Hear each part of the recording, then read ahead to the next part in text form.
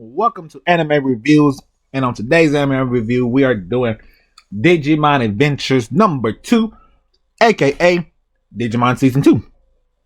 And out of all the Digimon, out of the 4 Digimon series I have watched, I would 100% say that this one is the weakest out of the 4, in my personal opinion. So let's get started. Let's talk about everything that happened. In this show, we're getting new Digidestineds. New Digidestineds.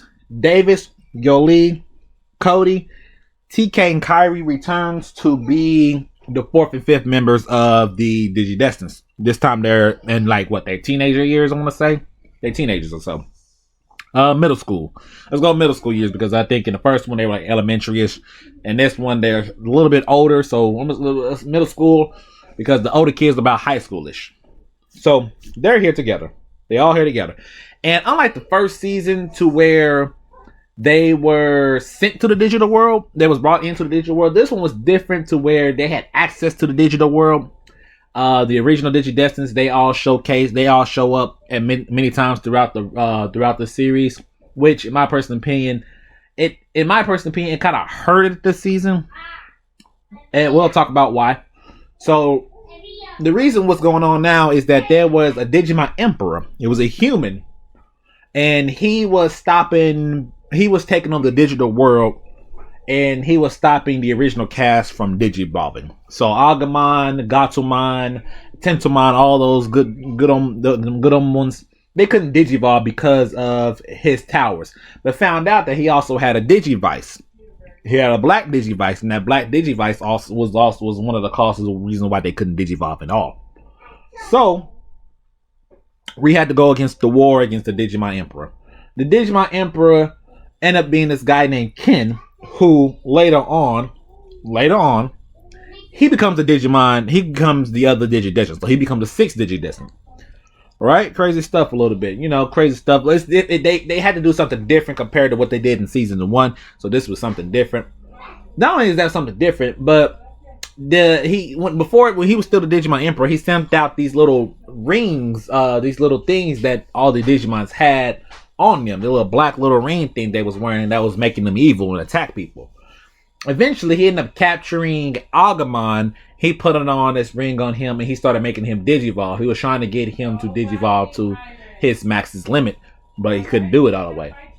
So, like I said, later on, they stopped him from doing that. He became a good guy, and he had his own Digimon named Warmine.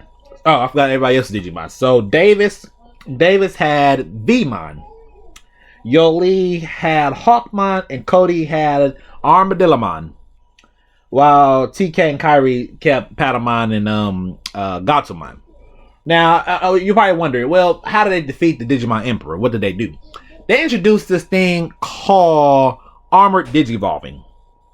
For example, Vmon Armored Digivolved to Flamejamon, the Flame of Spirit or whatever. The fire of courage or something. So they still had like the original. I forgot to review that in my original series, but they had crests, and these crests were like courage, love, intelligence. They had all this different stuff. So here in season 2, they was getting these armored Digivolve eggs to make them Digivolve.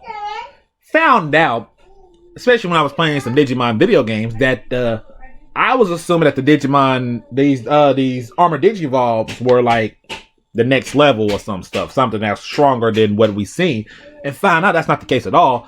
All the armored Digivolving was really just champion levels.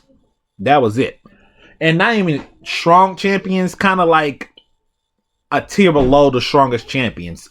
So, AKA, if Vmon, Flamejamon, which was Vmon's armor Digivolve the first time, if he fought against what's his name? I forgot the guy's name. I don't know why I'm forgetting. Greymon probably would have wiped the floor with him. Only thing Flamejamon has over him is he's a lot more athletic and more speed wise a little bit. So, with that being said, I was like, oh, this is a tape back. So I thought they were stronger than that. Later on in the series, they end up getting to the point to where Vmon and them were able to regular Digivolve. So Vmon, Hawkmon, and Armadillomon, they all end up learning to regular Digivolve compared to just armor Digivolving. And when they did that, they seemed like they almost wanted to, it seemed like the way that the show was writing, it was acting like they was trying to get away from the armor Digivolve. Like it was a good idea, but then they was like, I don't want to do this anymore type deal. Which was kind of crazy to me, because you introduced it, but now you don't want it anymore. It's very, very, very interesting. Very, very interesting they did that. In this series also, continuing the same series, this is long, like I said, it's about 50-something episodes also. And continuing to the series, they end up running into some new villains. And these new villains was turning Ken's old towers into Digimons. Somehow. They was able to transform them to Digimon. And they changed them to Digimon, so the villain made the most powerful Digimon in that series, which what happens to be Black War Greymon. Black War Greymon was the truth. If y'all remember War Greymon from the original series, now imagine him evil. That's what they decided to do and introduce in season 2. And to counter that, they introduced a new thing in the Digimon world called DNA Digivolve. DNA Digivolve allowed the Digimon to combine together. Vmon, X-Vmon, which was Vmon's transformation, and then Wormmon's was Stingmon. X-Vmon, Stingmon, DNA Digivolve into one character that happens to be Hyogemon. I forgot the name actually. So they introduced that mainly because in the movie, in the Digimon movie, the original Digimon movie, War Greymon and Metal Garurumon pretty much DNA Digivolve to make what's his name? I forgot the guy's name. Onimon. Onimon is one of the most powerful Digimons on the whole Digimon universe. So they wanted to bring that in again. They wanted to do a part 2 to that.